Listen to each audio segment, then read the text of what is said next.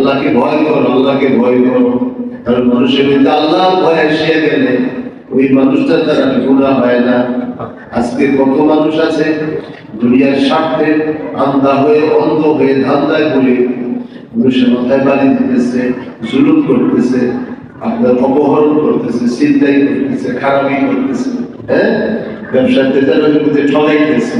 কিন্তু ওরা বুঝে না যে এগুলি একদিন আল্লাহর কাছে ধরা পড়ে যাবে। বুঝে না, এদের করতেছে। আল্লাহর ভয় যদি কোনো মানুষের মধ্যে আসিয়া পড়ে, ওই লোকটাকে দিয়ে কোনো গুনাহ করানো যায় না।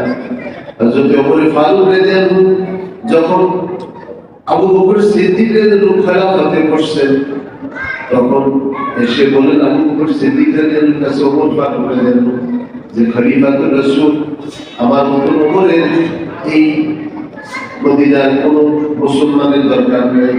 6 মাস আমি বৈশা রয়েছি, কোনো বিচার